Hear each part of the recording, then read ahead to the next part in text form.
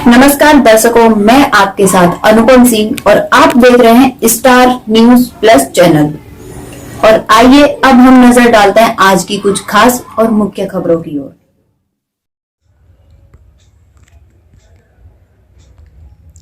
खबर राजस्थान के सीकर जिले से। संयुक्त किसान मोर्चा के नेताओं का बाय सुरेरा डांस रैली। कैलाश खाटू श्याम जी में भव्य स्वागत। संपूर्ण कर्जा माफ व एमएसपी कानून लागू होने तक संघर्ष जारी रहेगा। कॉमरेड अमराराम। आंदोलन अभी समाप्त नहीं हुआ है, स्थगित हुआ है।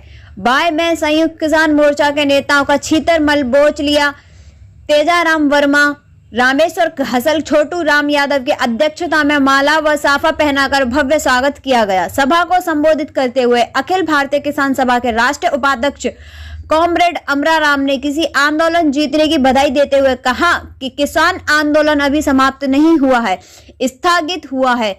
जब तक केंद्र सरकार एमएसपी कानून लागू नहीं करती तब तक संघर्ष जारी रहेगा। वहीं अखिल भारतीय किसान सभा के राज्य अध्यक्ष कॉमरेड पेमा राम ने बढ़ती हुई बिजली दरों पर राज्य सरकार को कोसा और आंदोलन करने की चेतावनी देते हुए आम जनता को संगठित होकर संघर्ष करने का आग्रह किया। इसी तरह खाटू श्याम जी में किसान विजय यात्रा पहुंचने पर श्री राम तोरण द्वार पर भव्य स्वागत किया गया। अखिल भारतीय किसान सभा के पदाधिकारियों व प्रदेश उपाध्यक्ष हरफूल सिंह बाजिया का स्वागत किया गया। स्टार न्यूज प्लस चैनल के लिए राजस्थान से हेड विजेंद्र सिंह दायम की रिपोर्ट। और नारा भी था किसानों का, जब तक काले कानून वापिस नहीं, जब तक किसान घर वापस नहीं। कोई एसपी पकड़ा जा रहा है, कोई कलेक्टर पकड़ा जा रहा है और मंत्रियों के तो भेजो तो कई हजार करोड़ मिले। इसलिए मेरा तो आपसे निवेदन छोड़ करके एमएसपी को सारी की सारी मांगे मनवा करके ये किसान विजय यात्रा आपके बीच में आई है। मैं तो आपसे एक ही अपील करना चाहूंगा, जिस तरह से आंदोलन में एकता बनी, यही एकता हर गांव हर ढाणी हर कस्बे में हम बना लें। तो दिल्ली वाले को तो रगड़ के लंबा कर दिया, एक रगड़ का।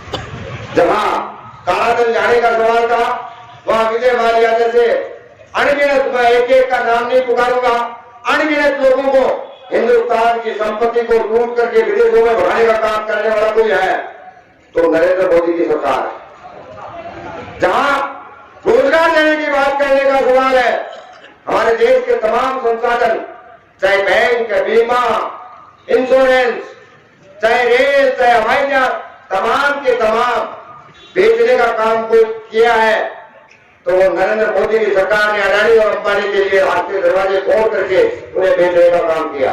बेरोजगारों को बारूद का ढेर बना दिया।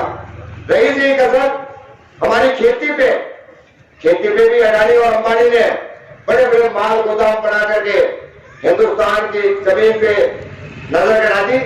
तमाम सेंटर पे थे, सरकार ने तोड़ने का काम किया।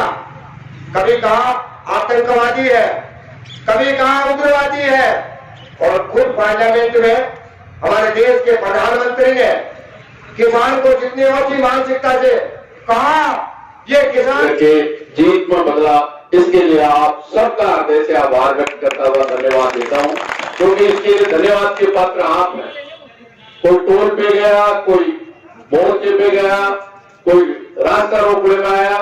निश्चित रूप से अकेले सीकर जिले में जो सरकार की नीतियों से हमारे खेत से सड़क पड़ी थी, उसमें लूट बूट लगाकर जो लूट रहे थे, न केवल ये मांगे मनवाने का काम किया है, कानून वापस कराने का काम किया है, बल्कि अकेले सीकर जिले में 150 करोड़ रुपया टोल बूथ लूटते थे। वो फरवरी से लेकर दिसंबर आखिरी जीतने तक उसकी छूट कराने का काम भी इस आपके आंदोलन ने किया है, जिसमें आपकी सबकी भागीदारी।